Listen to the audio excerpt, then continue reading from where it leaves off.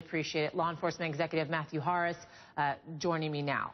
1 month into this investigation, Matthew, we have surveillance video that we've been watching over and over again, and still really nothing, no major leads. Why is this so difficult? Not even being able to identify the gender of the person in that video.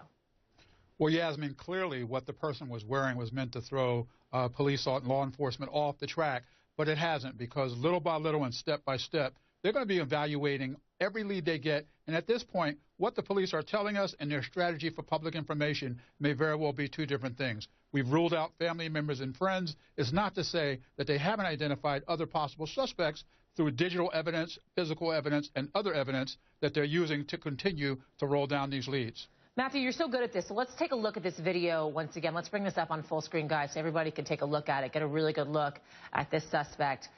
Looking at this video, Matthew, what do you see?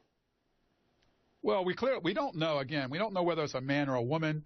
Only thing we see is that they have police on the uniform. We can tell the type of pants they're wearing and the weapon that was used in the murder. But let's go back to the case we talked about yesterday. The way this murder was committed was done with veracity, violence, and passion.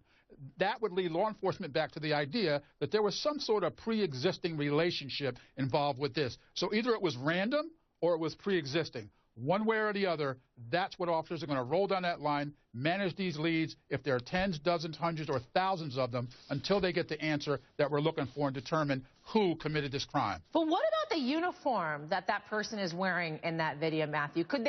Is there a serial number on that uniform? If, in fact, it is a police uniform, could they trace back where that uniform was bought? That seems to me like that could be a pretty big lead. Also, looking at the way that person is walking, they do have a very distinctive walk in this video, unlike many other people.